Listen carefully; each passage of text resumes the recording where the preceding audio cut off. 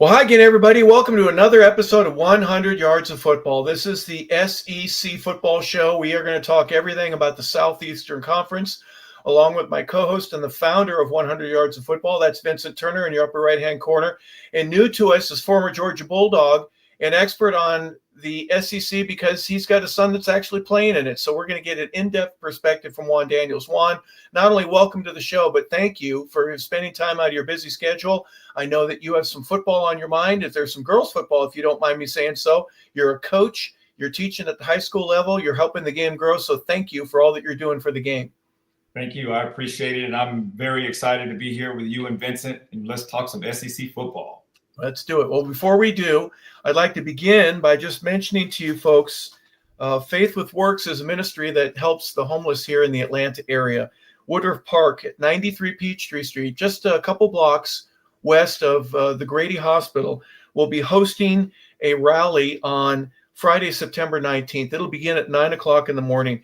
And what they're looking for, folks, just basic sundry items, first aid equipment, towels, toothpaste, fresh water, things that somebody might need. If you're in the area and you want to help out, a cash contribution is always welcome. A gift card also, but really there's some folks that need some just essentials, a razor, if you will, and shampoo, soap, baby wipes, all the things that you would think of that would be important. They really are. So if you'd like to help Janine Rice in putting this together, Janine can be reached in Instagram at It's by Janine, Jennine, spell it all out, one word, on Instagram. Janine Rice doing an amazing job. Please help her out. Again, Woodruff Park is the rally on September 19th. Thank you so much for your contribution. Guys, it's time to talk a little bit about SEC football. We're at week number 3 right now. Some big games taking place, but if you don't mind me asking, we'll start with you, Juan. What do you think so far? What do you think about the number of teams that are nationally ranked right now and the rest of college football is really noticing what the SEC is doing this year?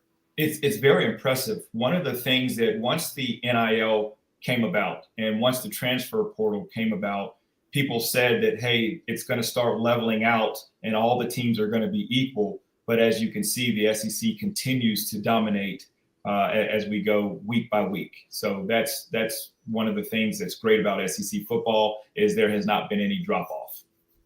Vincent, there are 11 teams right now that are nationally ranked in the SEC. You got to be happy with the number of guys or schools that are just, they're not only playing well, but they're impressing the right people. Yes, sometimes they're going against a lesser opponent right now, but really, is the SEC back? I mean, the Big Ten has won the national championship last couple of years. They've got a reason to brag, but tell me why the SEC can boast that we've got more schools that are ready to compete at the highest level. Well, I understand that the Big Ten is kind of really feeling themselves. Of course, they won back-to-back national championships, no question about it. But it seemed like we got amnesia. Who won like 6 or 7 in a row? The SEC. And all I got to say, and I'm going to give it back to you, Harp, look at the NFL draft. Look out at the top players in the league right now. Jamar Chase, where did he go? LSU. Justin Jefferson, where did he go? LSU. Joe Burrow, where did he go? LSU. Jalen Carter, where did he go? Georgia. So the SEC is still the number 1 conference, in my opinion, in all of college football. Back to you, Mr. Hart. Well, we're going to look at the very first couple of games that are taking place this week. But before we do, Juan, give us a little background about you and what your experience was like, not only at Georgia, but getting a chance to be at some of these wonderful places, Death Valley, playing at Bryant-Denny Stadium, or going to Auburn. Obviously, there's a lot of big schools that have tremendous campuses. The life that is on that campus on a Saturday evening or afternoon is something very unique. What was that like for you? You know, playing in the SEC was absolutely amazing. And, you know, when you talk about SEC football, it's God, college football, and then family. And it's true. It's serious. You know, people take their football seriously. And so for me to be able to play between the hedges, to go to Bryant-Denny Stadium, to go to Auburn, to go to these crazy places with these rowdy fans was absolutely amazing. Tennessee was one of the craziest places I've ever played in my entire life. And so I also have a different perspective. My son played out at Stanford for 3 years, and being out at Stanford, we barely could fill the stadium. You go to a great atmosphere at Oregon, but they're only holding like 55,000. You go to Syracuse in the Dome, and it's only 44,000. And they have some wild, crazy fans, but it's nothing like the SEC. And when we went to Auburn last weekend, my son had his first game there. He said, first of all, Dad, my hands were like hurting from slapping people 5 on just the Auburn walk, just a little tiger walk. But when he had an opportunity to see those 80-something thousand screaming fans at a Ball State game, it was packed, and they were screaming, going crazy. He just said he has never experienced anything like that. I said, welcome to SEC football. Hey, were you at the game too, Juan? Yes, I was. Did they boo the no-shows? Like if it's capacity is 87,000, they go, tonight's attendance is 86,500. There were 400 no-shows. Did they boo them like they do in some places? No, they actually it was packed. I mean, this was the first game that they had, so they made sure it was a night game. They did their little swag and surf. And they say that Auburn's one of the best college football atmospheres. And so for us to really experience that, for me to experience it as a fan outside of a player, it was electrifying. Yeah. One of my buddies, Kelly McGregor, he was the president of the Colorado Rockies. And at one point or another, he was invited to go to an Auburn game. And he said that stadium should host the Super Bowl every year. It's too small. The city couldn't support it, but it's perfect for exactly what you would want. The amount of people, the amount of noise that they make. He said there's nothing that he's never been to in a better place. Now, is the Horseshoe a great experience? Yes. Is the Big House, or is Tennessee? There's 100 stadiums that could probably host it and do a great job. But for him, that was something special. I imagine now for you, it's you're finding that to be a special place in your heart as well. Yes, indeed. But for me, I was more excited for my son to experience that after being out west for a couple of years and going to kind of rinky-dink stadiums, and then for him to experience that, just looking at him, I was just like, wow, this is amazing. Well, we'll talk about the Auburn Tigers in just a second, but let's begin with the first game here on Saturday. Oklahoma, in a very rare one, they end up going on the road. They will be at Temple. Wisconsin will be at Alabama. That's a noon start. We'll talk a little bit about that game. And then the Jaguars of South Alabama go visit your War Eagles there, Juan. Let's start, Vincent, with you. Give me one of these games that you would love to talk about just a little bit. Of course, let's start with Auburn. War Eagle, baby. I mean, it look like my boy Hugh Freeze is back. He's came under a lot of scrutiny. Former coach at Ole Miss, and a lot of people don't know he coached Michael Orr in the movie Michael Orr, The Blind Side. But I love Hugh Freeze. I'm not going to lie. And I knew he was going to recruit at a high level at Auburn. And the one thing, if you know about Auburn football, that why they're successful, go back in the days, they always been able to run the football. Andrews, Brooks, Krebs, Jackson. And now with Jackson Arnold, Jeremiah Cobb, they run the football, man. War Eagle. Back to you, Hawk. Well, this one hits you home right there. South Alabama had a pretty good team last year, but give me your thoughts here first about what Auburn is, Juan. What do they got this year that you were impressed with? Well, again, I echo Vincent. Coach Freeze has done an amazing job. He's done a great job recruiting, and he really pours into these boys, and he makes sure that they're developed. And that's the biggest thing, is development. So you can get a great class, you can get great transfers in, but what are you doing to develop? And you can tell just from the early on just how well they're developed. My son has gone in there. And he just tells me every day, Dad, the things that I'm learning, I've learned more in these past couple of months than I have in the last 3 years of playing football. So best believe they're going to be prepared for this game. This is kind of a trap game. South Alabama is not a pushover. They're not Ball State. So they're looking to do an upset. We don't want to look ahead to that Oklahoma game that's looming large. And again, Jackson Arnold coming from Oklahoma, you can best believe they're going to be rowdy, ready for them. But right now, they have to take care of the South Alabama Jaguars. What impresses you defensively? I'm amazed at the speed in the Southeast Conference, especially with your back seven. The linebackers, sometimes they may appear a little light, but they're college light. There's nothing wrong with you being 220, when you can run a 4-3 or a 4-4 in pads, you know what I mean? And then the secondaries. Has that been something that you've noticed too? Everywhere across the board, all these teams, you can run in the secondary, and you got a chance to slow some people down that like to do the run and shoot. Is that your impression as well, Juan, or is there something? Oh, 100%. You know, and I get obviously firsthand from my son where, you know, the buzz before was Auburn was really struggling offensively to move the ball against our defense. And that's how quick they were. They were fast. The defensive backs were strong. They were just kind of bullying our wide receivers a little bit. And our wide receivers, we have, you know, 3 potential NFL guys right now. Eric Singleton. You got Cam Coleman, who will, you know, have to be there another year, but he's going to be an NFL guy. Then you got Horatio Fields. So if they were able to kind of bully and push those guys around, that lets you know how good they are in that, you know, in that secondary. And those linebackers just fly around. The speed is out of this world. And that's one of the things that my son noticed. He said, Dad, you know, we've played good teams. You know, Oregon had a great defense. You had UCLA that had a great defense. And he said, it just does not compare. Yeah. There's just everywhere around you. There's they're fast, they're strong. You know, these are all 5-star guys, mostly 5-star and a lot of 4s. Even at Auburn, you've got a couple that can do that. And you mentioned the guys that are basically NFL ready right now. Vincent, I want to take you back to one other game. We kind of skimmed through it. You had 2 words for me earlier today. If you don't mind repeating, Juan hasn't heard this. And for those that are watching this show, what happens if Alabama ends up getting upset at home against the University of Wisconsin? What a great state of Alabama, Roll Tide, Leonard Skinner, lose the game against Wisconsin, 2 words. Caleb DeBoer, I'm sorry. Lane Kiffin. Lane Kiffin. Back to you, Harp. Okay.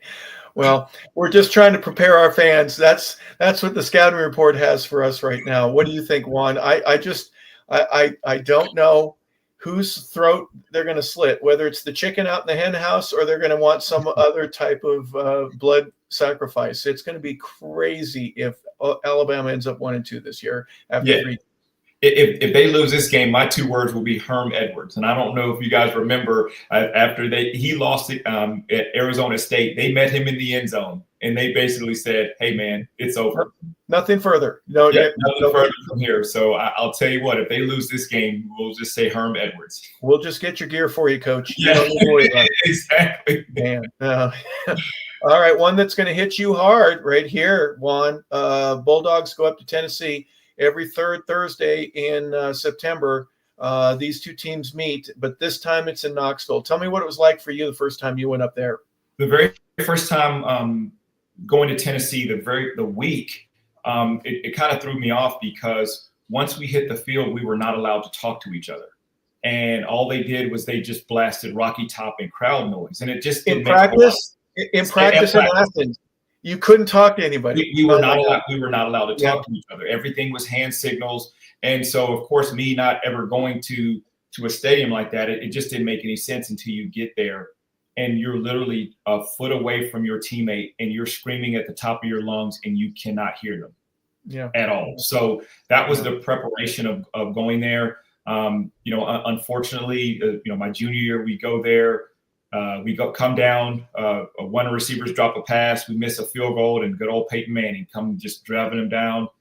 You know, they go and kick the field goal, and that was just kind of the legend start of Peyton Manning. So I unfortunately did not beat Tennessee while my entire time at Georgia. So anytime that we beat Tennessee, it's just glorious in my house. I mean, we do, you know, we do our little dance, and you know, here's the thing about this weekend. Georgia did not play very well against Austin Peay.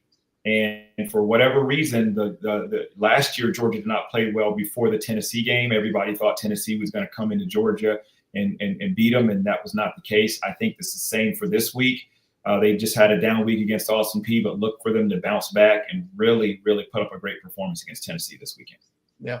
Real quick before I go to Vincent, how high does that stadium look like? Because the crowd is a little bit closer, especially when you go up. It's a very unique experience. It's like skyscrapers. And, you know, when my parents were there, they said that you're basically sitting up there and you're looking straight down. And then think about all of that noise. It's just going straight down onto that field, and then it's just bouncing right back up into your face. Yeah, it is very intimidating, especially for your first time being there. do you still hate the Rocky Top as much as I think it's one of the worst things you could ever, because once you leave, not only can you not hear, it seems like you were sitting next to a speaker at a concert and your ears are buzzing, but the only thing you can really hear is yourself singing good old Rocky Top, Tennessee, and it's the worst thing ever.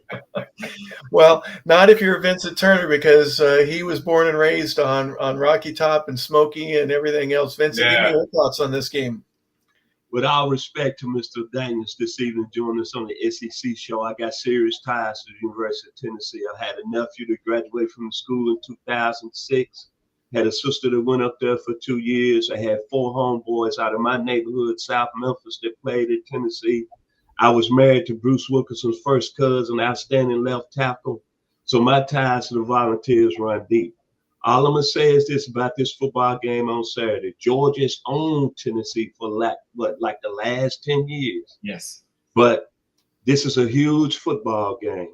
2 ranked teams, everything on the line. It's almost like a college football playoff game, if you ask me, coming up Saturday. All I can say is that I think very simple, the key to the game is which quarterback plays well. Joey A, I'm going to call him that. He's been special. His 2 games so far out of the box. Gunnar Stockton, Mr. Daniels, and Mr. LeBel, I think he got to make plays in the passing game. But I said this earlier. I don't know how Georgia pulled it off, but the best player on the field is going to be Zachariah Branch, the receiver out of SC that y'all got in the transfer portal. He's out of he played for the Mighty Trojans out of Las Vegas, Nevada. He was the #1 player in this class. He's a very explosive player. And when you have that combination, that gives you a little advantage. But I'm going to end it with this. I'm already excited about the game. I'm going to get off work early. I'm going to post up in one of these water holes to keep my mouth shut, because Calhoun's on the river is going to be rocking. The boat's coming down the Tennessee River. And most of all, it's about college football all the way back in the day. Smokey against Uga, baby. Back Hey, to you. You got me excited. You got me excited. Wow. What a picture painted. Love it. All right. Love it. Love it. Before we move on to the next one, I'll start with you, Vincent. I'm going to ask you both the same exact question. If someone struggles in the first half, who has the better chance of coming from behind and winning it late if it comes down to it, Georgia or Tennessee? Man, that's a tough question. I would say, because of the passing game, I say Tennessee has a better chance because Joey A has played well in the first 2 weeks of throwing the football. But I think, to sum it up, Georgia's going to have a better defense on the field, and they're going to be able to make more stops. But I would say Tennessee had an opportunity coming back because their quarterback has been very well the first 2 games throwing the football. Juan, same to you. Same question exactly. If it comes down to it and neither team plays well in the first half and someone needs to make a comeback, Kirby, the Georgia, or do you think Tennessee? I think it's going to be Tennessee. Really? I'll be honest with you. Again, Joey A's done a great job. Michael Matthews, let me just tell you, Georgia's got a great defense, but if you saw what Ryan Williams did to Georgia last year, Michael Matthews has an opportunity to kind of do that same thing. And hey, don't sleep on Tennessee's defense. Tennessee, the last couple of years defensively, has done very well. Yeah. So if there's a team that I would say that I would have a chance for a comeback, I would say Tennessee with Joey A. Okay. All right. Well, this is going to be a good one, man. 3:30. Vincent's already said, I'm not doing anything. I'm just going to stop where I am, and I'm going to go watch the game. Raging Cajuns are 1-1. They're one of those teams out of the Sun Belt West that just every year seems to have something. And the Missouri Tigers are 2-0. Missouri's ranked number 25th right now, so they're right there on that cusp. Any thoughts on this, guys? You want to touch this one at all, or shall I move on? I just like to say, Eli Drekowicz, I hope I'm not butchering his name. A lot of respect to you, man. He's got Missouri right there every year. And I thought Missouri, when they came to the SEC, they were going to take a step back, but he's done an outstanding job. They had a big win over Kansas last week. That was a border war type game. Yeah. And Missouri, don't count them out, man. Eli Drekowicz has done real well. Just look at the players he got in the NFL. Darius Robinson is with the Cardinals right now. And it seemed like he keep pumping out real good players going to the NFL. And Missouri has been very competitive in the SEC East. They seem to bring it every year. They won it the first 2 years they were in. They kind of, leveled out a little bit. But yeah, don't fall asleep there on the Tigers. UTEP, Texas, El Paso, used to play those guys years ago when I was in college. This is going to be one of those money games for them. They're playing against Texas. Texas is ranked number 7. They've kind of settled down after that Ohio State game. But I'll tell you right now, I'm not sure if Arch Manning is everybody's number 1 pick, and NFL teams are going to be, taking a dive in order to get him. I don't know yet. It's still too early, but this one in Texas should be an easy win for the Longhorns. And UTEP, they could play their best game ever, and they probably won't come away with the win there in Austin. Arch Manning bounced back though last week. 19 of 30, 295 yards, 4 touchdowns. He was spinning the ball last week. I think Texas is going to be all right.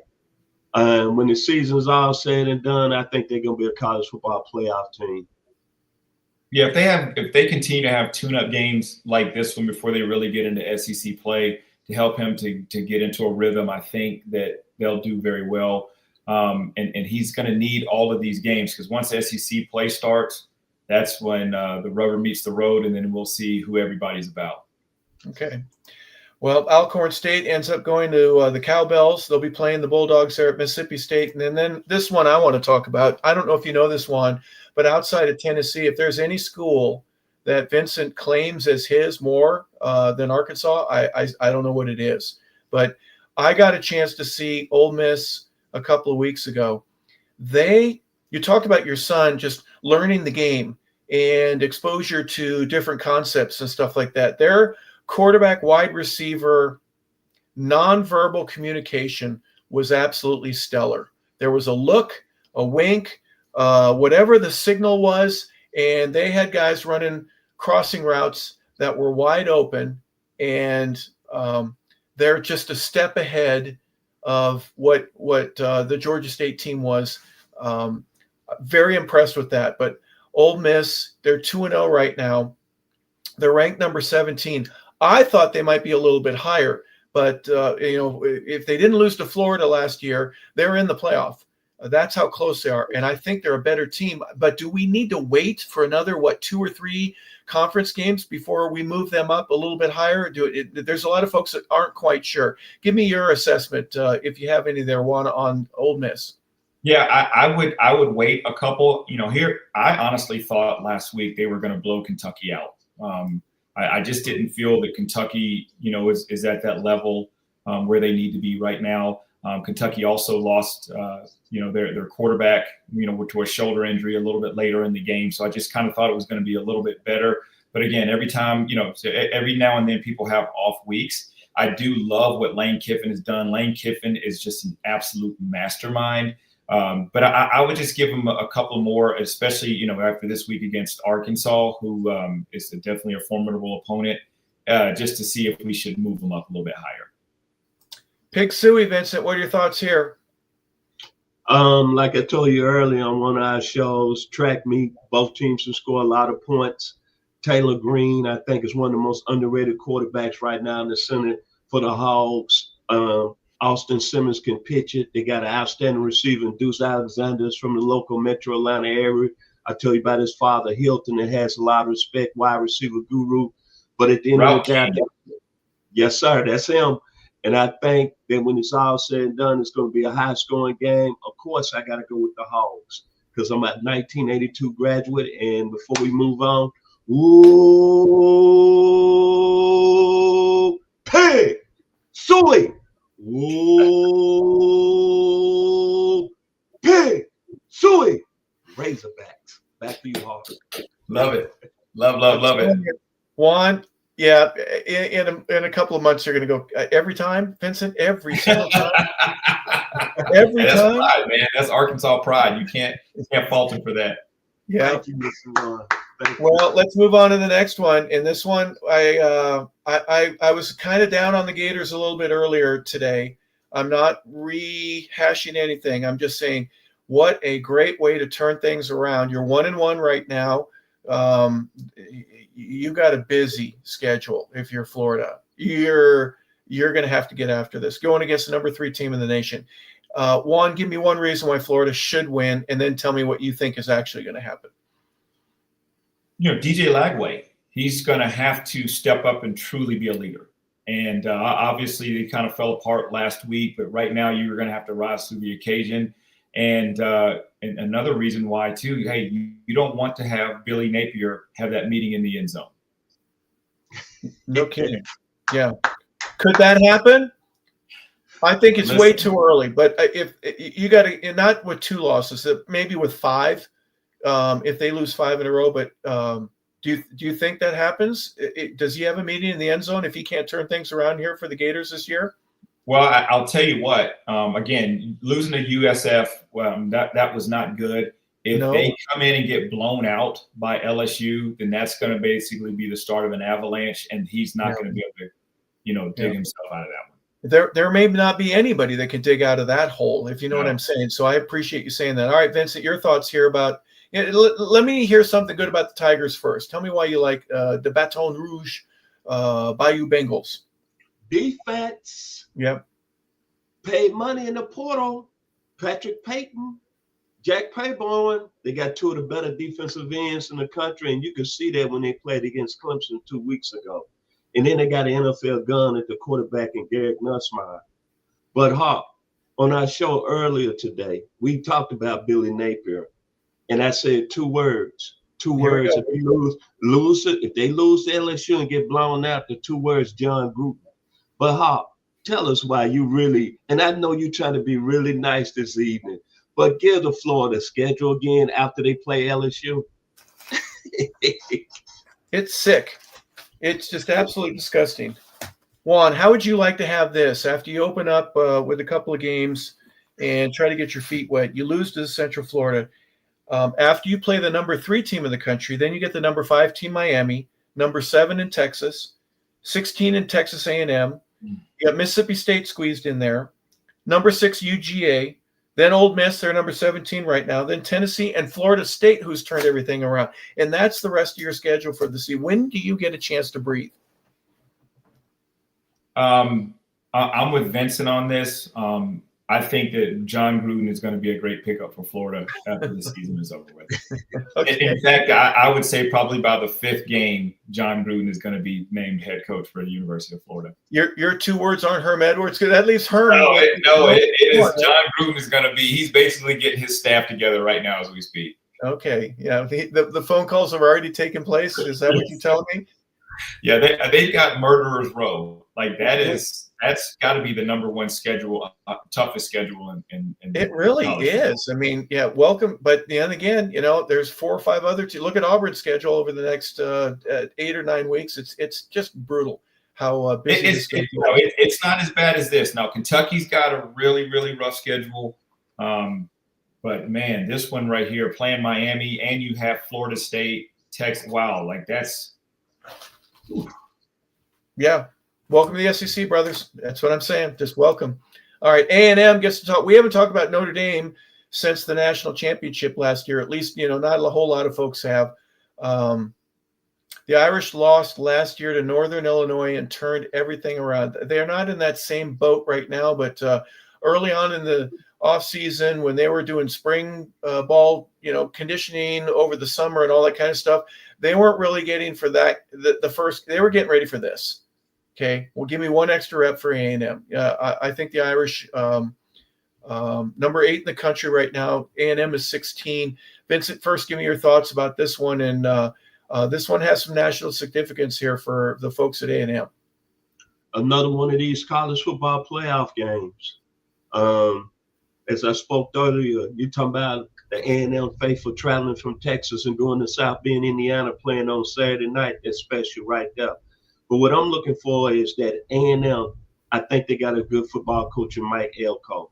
This is a game that's going to tell us whether or not you're a true player or not. I like the quarterback. Marcel Reed has been outstanding the first 2 games of the year, Nashville, Tennessee kid. And they got 2 receivers, Mario Craver and KC Concepcion out of North Carolina State transfer. They're saying they're 2 of the best in the country. Now with Notre Dame. We know one thing about Notre Dame. They got a good football coach in Marcus Freeman. When they lost to Northern Illinois last year, I can tell you everyone on this set said that I don't believe Notre Dame is going to be a bounce back from that. They reared the ship and got to the national championship game. Yeah. Then this year they go down to Miami and they start with a new quarterback, CJ Carr, Lloyd Carr's grandson. And he played very well. And if they would have been able to run the ball somewhat with Jeremiah Love, they might have came out there with a victory. This is a huge football game. But I think the Irish are going to win because you're playing in Notre Dame. And I think Marcus Freeman, he tends to respond in games like this. And I think Jeremiah Love is going to have a big night because he's the best back in the country. Back to you, Hart. Well, you'll always throw touchdown Jesus. You got to beat him too, as well as everything else there in the library in the background of the stadium. Juan, I'm thinking Notre Dame's been growing that grass a little bit longer and thicker on purpose just to try to slow the Aggies down a little bit. Yeah, I can see that. We were there last year for Stanford and absolutely got hammered. The atmosphere is crazy, and it is an intimidating place to play. I like Mike Elko. I like what he's doing at Texas A&M. I like Reed. I think Reed is fantastic. Texas A&M also has a hidden back. It's EJ Smith. That's Emmitt Smith's son.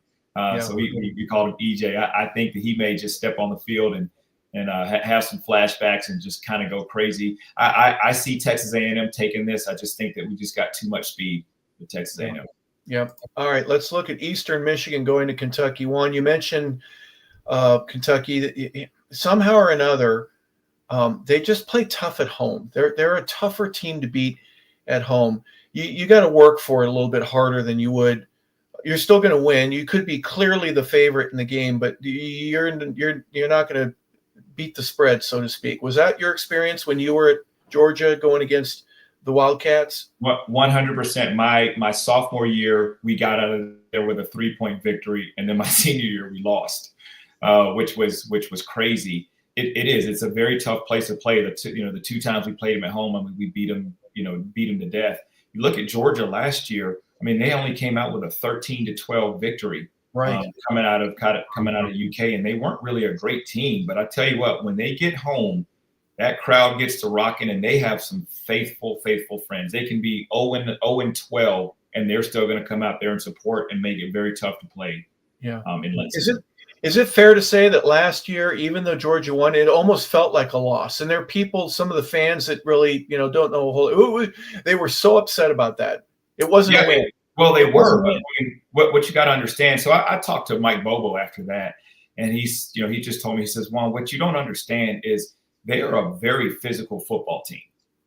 They may not be, lights out on offense, but they're going to hit you. And then, of course, defensively, I mean, every time that they play at Georgia, that's basically their national championship. So you're going to get pretty much everything that you can out of that group of kids. Yeah.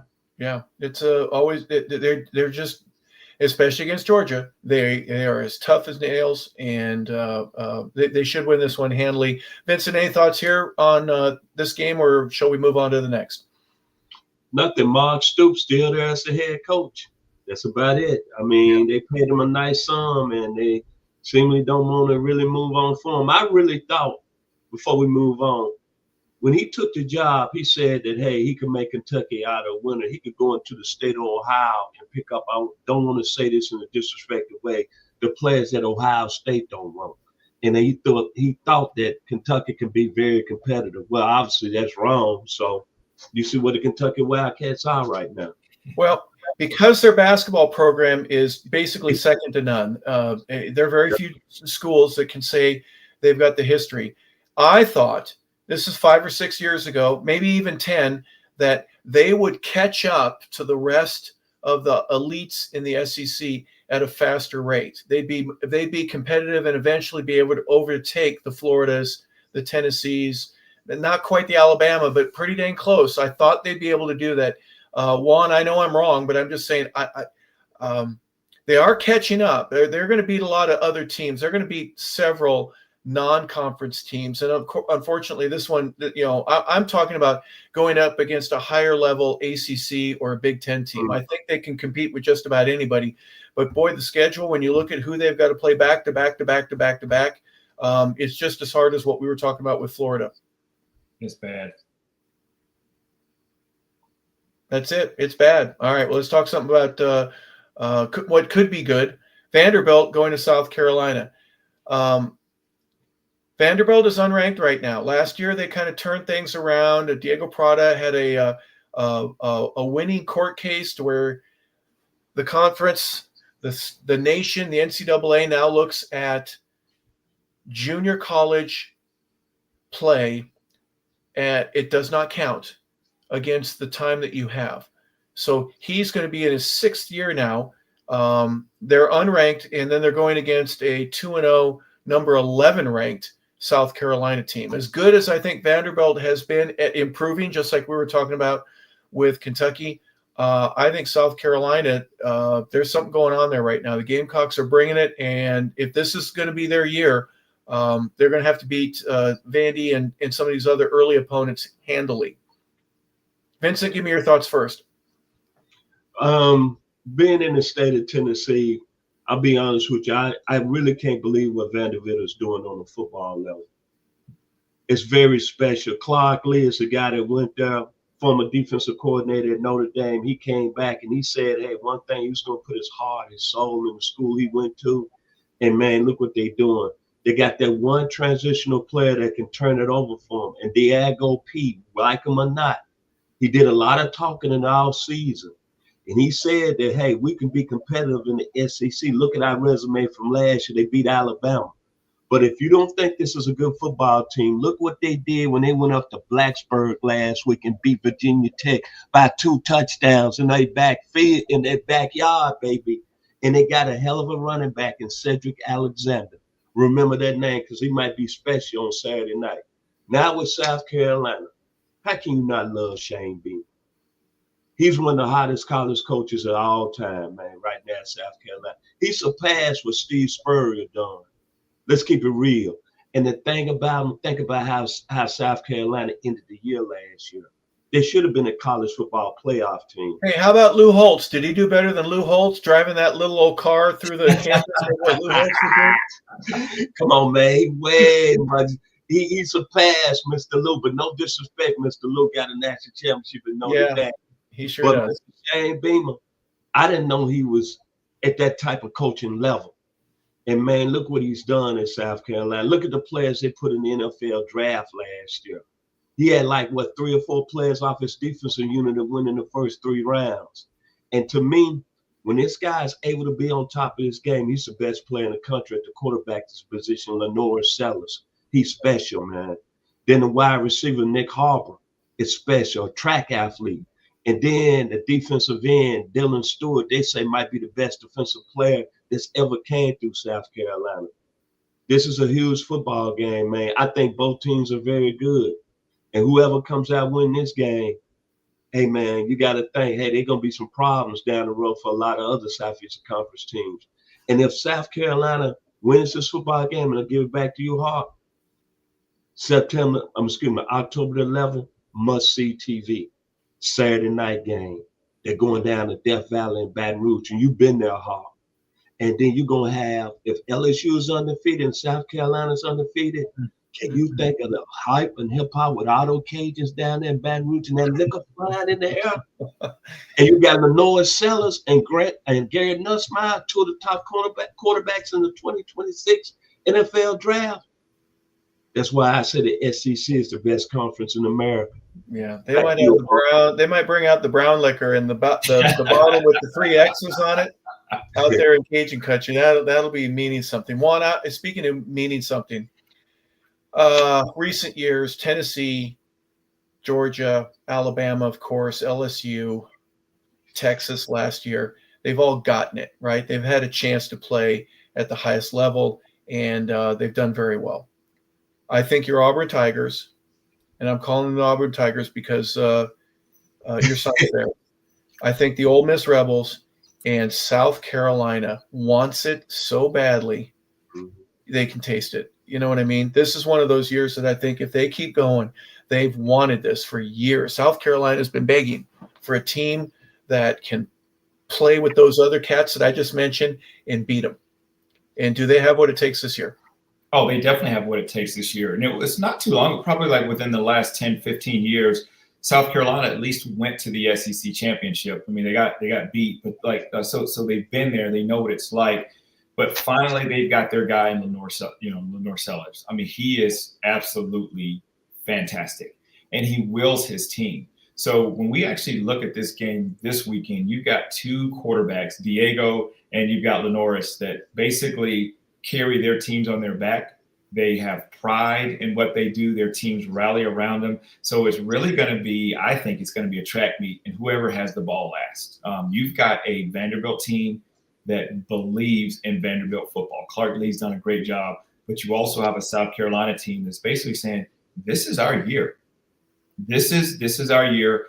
And, if I just kind of throw something out there, like, crystal ball, like I think it may be, to Vincent's point, between South Carolina and LSU being in the SEC championship. I think one of them for sure will be in the SEC championship.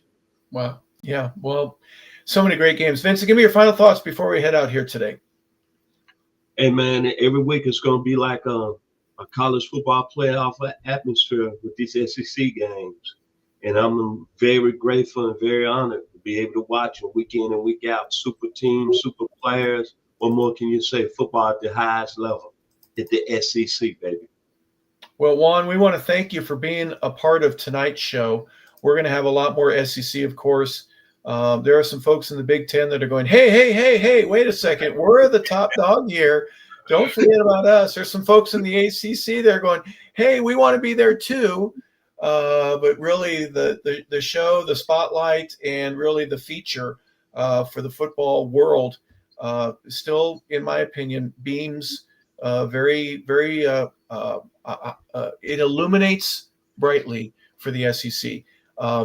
I want you to get, your background with the University of Georgia. You're also your son playing for Auburn. The way that you're watching some of these teams is a little bit different and unique. So that's why we love your perspective. Give me your final thoughts here before we close out for week number 3. Well, again, I'm quoting Vincent, the SEC football is just, it's absolutely amazing. And now we're getting into any given Saturday. So again, there's going to be an SEC team that's going to get hot. They're going to make a run. And it's just going to be about who's going to be able to maintain that level, and then who's going to match up, well against who. This weekend with Georgia, Tennessee, I think it's going to be a very, very close game. My heart's got to go with Georgia. Obviously I hope Auburn has a big win, but they've got one looming against Oklahoma next week. So this is the most exciting time of the year. Yeah, there are so many good teams that are going to be playing each other over the next 6, 7, 8, 9 weeks. And every one of them will have some sort of playoff implication for at least one of the teams, whether they lose early and they're out of it pretty much, or whether they keep winning and have a chance to get to the SEC championship and hopefully to the playoffs. Well, we'll be with you folks all throughout the rest of the season. We want to thank you for being a part of tonight's show. This is our SEC football show. We appreciate Juan Daniels being here, former Georgia Bulldog, and of course the Arkansas Razorback himself, Vincent Turner, who is the co-host and founder of 100 Yards of Football. So we appreciate both of them being a part of the show, and we want to thank you for being a part of it as well.